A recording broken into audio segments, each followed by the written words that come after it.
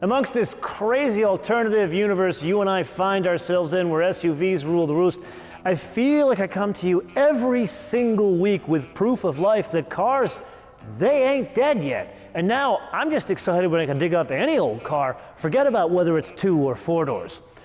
Well, I've happened to find something very interesting. You see, it's a car, but it is one with a high-performance engine and a tuned suspension. But here are the 2 kickers. Number 1, it ain't German, and number 2, it doesn't cost as much as a house in Texas.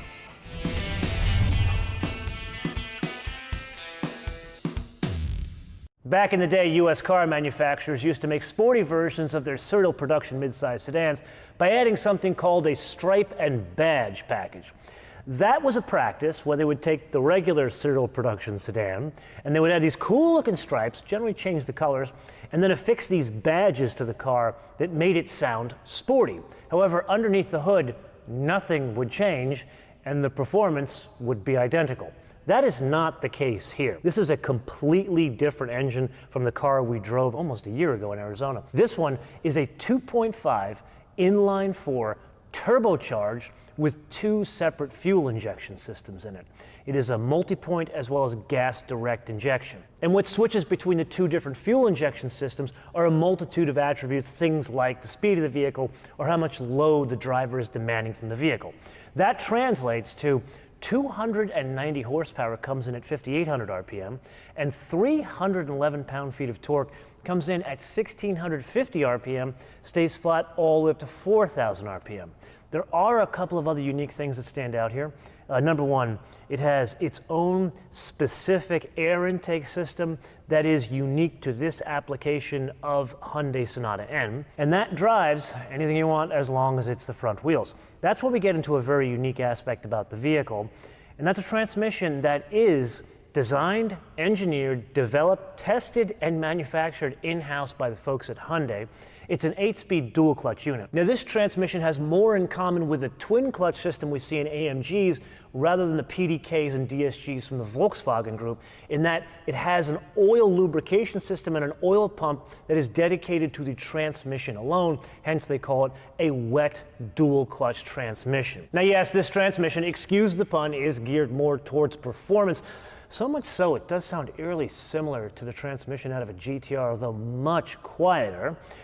Yet it also can be somewhat more efficient. So fuel economy, 23, 33, 27 combined as a basis of comparison to the 1.6 Sonata we already drove. That's 5 mpg lower at each one of those figures. Okay, so with that, 3,552 pounds, or depending on how you express your weights and measures, 1,611 kilograms. That is sport mode. A little bit of delay there, but about 3,000 RPM. Oh boy, does it wake up there, especially between 4,000 and 5,000 RPM. I would not call this engine linear. I would absolutely call it explosive above 4,000 RPM. Yes, there is a little bit of torque steer there, but wow, this is a Hyundai Sonata. Really good pulling power. The transmission actually matches the power very well. God, listen to it. I'm still having a hard time getting used to the concept of a tuned Hyundai Sonata, but clearly someone spent some time getting the exhaust note to sound angry, and you guys know I love me an angry sounding exhaust note, but in reality what's going on there is a combination. Oh God, this is fun. What's going on there is a combination of the exhaust note and an engine note that, wow, I think they've played around with some of the insulation to make it sound a little cooler.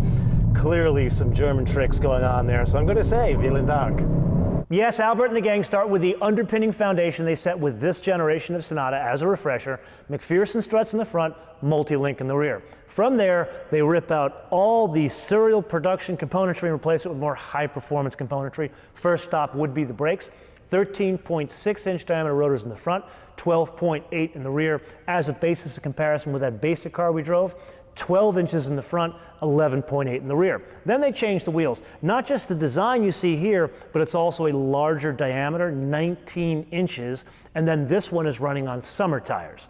Then they add in a launch control program, and that is precisely where Albert and the gang had to be honest with themselves, because you really couldn't add all of this extra horsepower going through just the front wheels without making some significant wholesale changes. Like, for example, they changed all the bushings throughout the suspension. They are stiffer. The stabilizer bars that were already on the basic car, these are thicker, so it's 5% stiffer in the front and 18% stiffer in the rear. Then to complement all this, you need some control over the vehicle, so they moved the e-pass system from the column down to the rack. I'm kind of blown away here what this thing can do, and that is because it's got a handicap that, say, like Audi S3s, CLA 45s don't have. It's got a longer wheelbase, so you have to hide a lot of weight here and a lot of length, and I would be hard-pressed to tell you I feel that extra length in the vehicle. It's kind of incredible that I can push it this aggressively, but on the flip side of that, I'm noticing something coming from high atop Hyundai corporate, and that is giving you and I, the driver, some credibility for a brain, because clearly all of the stability systems, the limits of when it comes in, have been raised much higher, which allows me to be a bit of a jackass in my driving and have some fun on a back road like this. Yeah, you definitely feel it's a front-wheel drive vehicle, where I would argue this has the bigger win in terms of driving dynamics.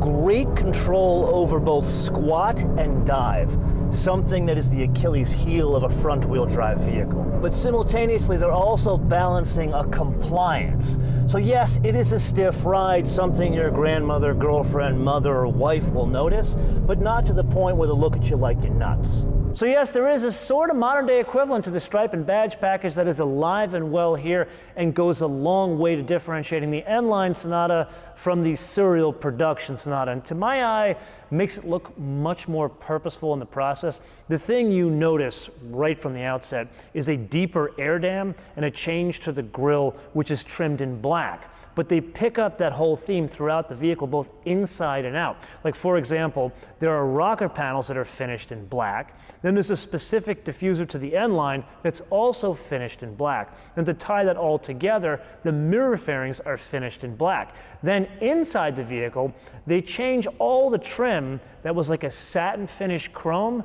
to a black chrome finish. Then some of the interior changes that I'm more partial to, a more purposeful looking steering wheel. Then they add some more gauges. Yes, they're digital, we'll talk more about that later. And then last but not least in that interior, much better sports seats. And interestingly, the passenger seat is manual, but it has like a manual height adjustment, something you don't see in Asian cars. And then circling back to the exterior of the vehicle, the wheels, and 2 points there. Number one, you will notice a specific design to the N Line. And then number two, yes, it continues that whole black trim theme, kind of like those AMG night packages. You know what? This is a theme we're seeing not just with AMGs anymore. Pretty much everyone is doing it. Do you like it? Do you not like it? Why or why not? Comments below. Let's come out of this turn here, and I'll just hit it. It does squeal a little bit. God, this thing is so much fun. But still, we're going to talk about two rather important notes. First, the brakes. We discussed they're a bit bigger, and it's a noticeable difference. Like, you and I couldn't have been doing this without not just extra stopping power, but great pedal modulation. And then there's the steering. That's the only area where I'd really like to see some significant improvement. Not that it doesn't work. It works. It obviously has enabled us to do some wonderful things on this road together today. However, what really needs to happen is to change the weighting of the steering. It's just too light. It doesn't match the character or the personality of what this car's trying to convey. Yes, it is indeed that time again to play your favorite game on the options game with today's contestant. Something I never thought you and I would see in a million lifetimes, a tuned Hyundai Sonata. Yes, tuned from the factory. As surprising as it is, that day has indeed come, so that makes this the 2021 Hyundai Sonata N Line for a base price of $33,200. Now, I do feel compelled to point out that the most basic Hyundai Sonata on offer is $23,600, and the car we drove that had like all the options limited, the one we drove in December of last year, that one was about $33,000. Anyway, we press on to some factory options here. That's something we never have on Hyundais. The first is the paint. They call that glowing yellow. In person, it looks more like a gold, but it's quite attractive with this car. Really stands out with all the black trim. One piece of advice, it's only available with a gray interior, no matter what color you get, not just this glowing yellow. Maybe some different interior color options. That is $300. Also, as a basis of comparison, one could have the Calypso Red. That is an additional cost of $300. And there's a Pearl White as well, additional cost of $300. Then this one is fitted with the only other option, summer tires, for $200. Then the only other thing you and I add is the destination and handling from the exotic port of call of Alabama, $995, for a total retail price of $34,695. Now this is normally the point at Hyundai episodes where I tell you I have sandbagged you, but I haven't, because there are options on this car, and the N Line, it pretty much comes with everything, but not everything that's on the Limited. Like, for example, the Limited has heated and cooled seats. It's got a power passenger seat. It's got some other doodads on it. This one doesn't have any of those things, but it does come fitted as standard with navigation, leather, the Bose surround sound system, the 12.3-inch screen, the NFC key, the Qi wireless charger, and most importantly to me, a panoramic sunroof. And then last but not least, the transmission. You're not going to shift the gears yourself around town. It just is not suited for that kind of job. But pushing it aggressively in these types of situations, I would highly suggest changing your own gears. Now that's all fine and good, but if I'm reading the tea leaves correctly, what we're experiencing is a function of a large OEM bringing the design, engineering, manufacture, and development of a major component like a transmission in-house. And that enables them not to compromise, so they can hit specific targets for a specific use case like this.